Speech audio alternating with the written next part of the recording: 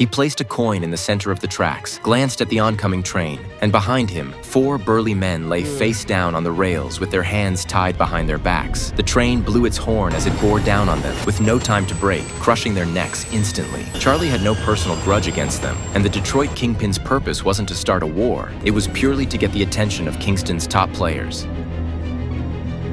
The next day, Mike and Detective Ian rushed to the scene. The brutal sight even made Ian, who was used to bloodshed, turn his face away. Mike murmured, "Why didn't the train stop?" Ian sighed. A freight train takes a full mile to break. Looking at the tattoos on the bodies, all of them were Russian, the last remaining core of Russian power in Kingston.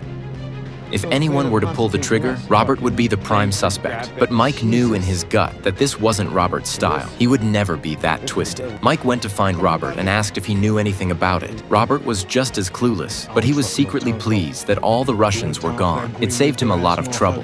Kingston was only so big. With the Russians and Latin gangs taken out, the only ones left breathing were Robert's crippled crew and the Aryan Brotherhood. Of course, Mike had to check with each faction. He took Ian to the drug-making hideout of a mob boss. The Aryan Brotherhood had been laying low lately, quietly making money on their own turf. They weren't worried when the cops showed up. These guys weren't causing trouble, so the police barely paid them any attention. And like everyone else, they had no clue who carried out the killings. Their boss even swore lightly to Mike that he was perfectly satisfied with the current state of affairs. He had no intention of stirring anything up.